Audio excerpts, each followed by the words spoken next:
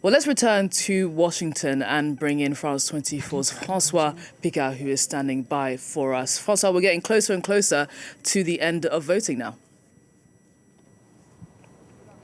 We are indeed. You can count down minutes till the first states close, and I guess in many of those states, that doesn't mean the voting will necessarily end. The lines are very, very long. We're with Doug Thornell, Democratic Party strategist. Thanks for being with us here. Great to be with you, Francois. And what we're seeing is long lines. There was a record turnout for the past century plus last time around, 66% turnout in the United States, a record amount of early votes cast. This time, fewer early votes cast because we're not in a pandemic. Do you think we're going to break that 66% level? I think we are. I mean, what I'm hearing on the ground is that turnout is exceptionally high. The Harris campaign has invested a lot of resources on a very state-of-the-art ground campaign. So I would not be surprised if we see 24 eclipse 20. The Harris campaign has. So has the Trump campaign spent a lot of money on things like what they call micro-targeting. And the question then becomes, does a higher turnout necessarily favor your candidate? I think a higher turnout. It's hard to say. I mean, look, we had a really high turnout in 20 in both candidates, and it was a razor-thin election. I'd like to believe that there are a number of voters out there that are going to be turning out for the first time who are going to be voting for the vice president. I think the last week of this campaign has been a very strong closing argument for the vice president. You've seen with President Trump, he's been a little more erratic, exhausted, sort of veering all over the place, angry. I think that her hopeful approach to this effort is, in these events that you're seeing, will end up being in terms of turnout, very good for her. There seemed to be a bit of a style where, a bit like what the Labour Party did in the general election back in the spring in the UK, they said, we'll run a campaign where we let the Tories defeat the Tories based on their record. She seemed to be running a campaign, let's let Donald Trump defeat Donald Trump. But at the same time, there are still people on this election day who feel that they don't quite know what she's about. Yeah, and I think Donald Trump has done a pretty good job of hurting himself the last couple weeks. So her strategy was a correct one? I think her strategy, when you combine using Donald Trump's own words against him, and I think that's what you're seeing in events that she does. She will actually show footage of the former president, saying very offensive things. And in her ads, she uses a lot of the things that he has said that is really hurtful to voters.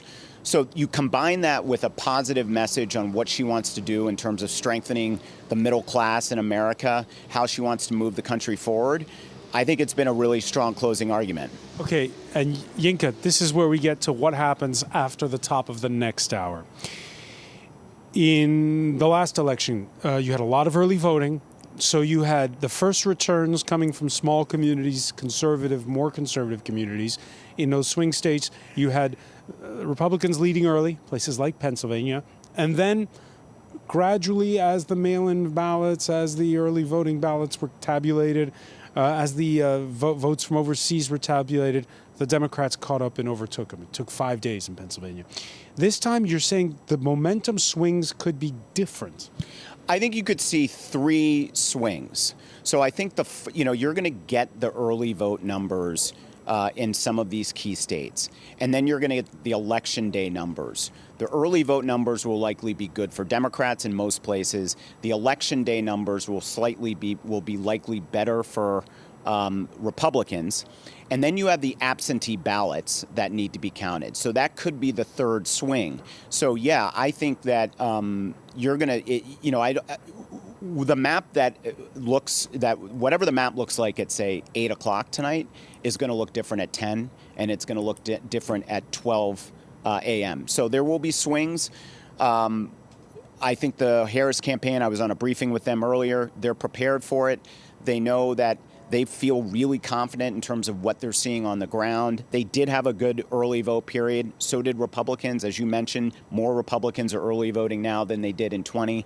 but more Democrats will vote in person this year than they did in 20. So it could balance each other out. More Democrats will vote in person, you're saying. And Than what they did in 20, yes. Right. Yep. And so, because I remember the images from 4 years ago, you had people banging on the glass at a counting center in Detroit.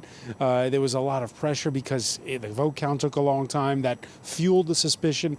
States like Michigan claim that this time you're going to have results much faster. How will that impact the post-election unease, if I could put it that way? Look, I think we may have some inclination on how this race is looking around between 7 and 8 o'clock, because you have North Carolina and you have Georgia and you have Virginia, which isn't a battleground state, but there are some districts in there that are bellwether districts. So 7 to 8 p.m.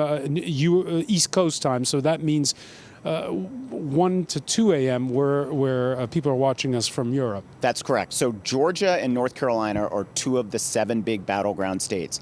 They will both stop voting around that period of time. You are going to start seeing numbers come in. And Georgia and North Carolina are typically fast counting states. Georgia is actually, they put some things in place to count faster. So you might have you're not going to have the whole picture, but you're going to have a portion of that picture. And then you will see in terms of, as you mentioned before, over the course of the evening, some swings that go back and forth. And I think we're going to know, we may not know Pennsylvania and Nevada and Arizona for maybe a couple days if it's super close.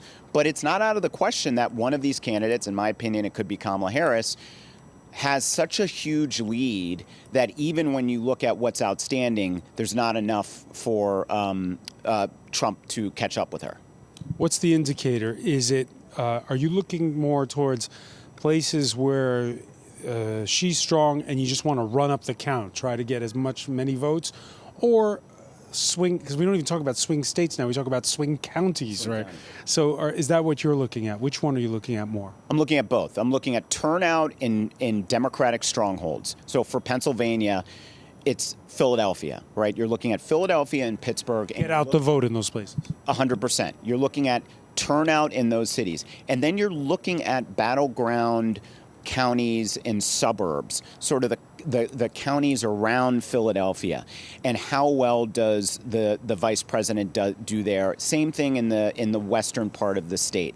And then you also want to look at the rural counties where Trump runs up really high numbers, and is he surpassing what he did in 2020 or 2016, or is he falling short? If he's falling short, that gives you an indication that maybe the enthusiasm numbers for him aren't what they end up being. So it's kind of 3 things. It's those Democratic strongholds, it's those swing areas, and then it's those Trump areas, and seeing how well Trump does there. All right, one last question for you, Doug Thornell. We've been saying this throughout, in an echo chamber area. People, they want their news to comfort them in their own personal ideas. You're a Democrat. You are surrounded by Democrats. You work with Democrats. You're paid by Democrats. So how do you force yourself not to get caught up into what the echo chamber believes? It's an important question, because if it doesn't go your way, you have to be able to accept that your candidate didn't win. Well, as a strategist to political candidates, you have to make sure that you're not just reading what you want to read and believing what you want to believe. You have to be able to survey everything, right? Take a look at what's on Fox, what is at Wall Street Journal, right? Some of the more traditional right-leaning outlets. So I take a look at that, right? I don't spend a whole lot of time on X, but when I do, Twitter, I look at people who are credentialed and respected journalists on either side, especially the ones who are very good at predicting races. So I try not to. I try to keep a broad, group of people that I look at, and especially as I'm advising my candidates, they have to know that I'm seeing everything, right? Like as their strategist, I can't just be, drinking from the same Kool-Aid as everyone else. You got to know what the Republicans are saying, what's going on with independents, what's going on in conservative media, what's going on in left-leaning media. So that's what I think good strategists do, and I think it's also good to just have not just being in your own world where you're only reading and listening to the things that you want to listen to. Keep it broad, have diversity out there, listen to people you disagree with. Maybe they're going to give you a sense of like something that you couldn't think of. I think that's really, hopefully that's how everyone is reporting on tonight and talking about tonight. Otherwise, you're going to miss something. All right. A primer there on how to keep your feet on the ground. Doug Thornell, many thanks for that. Hey, thank you, François. All right, in fact, we'll turn it back to you for now. Yinke Oyatade. Francois, thank you so much for that piece of analysis. Thanks so much to your guest there, Doug Thornell, giving us the perspective from a Democratic strategist.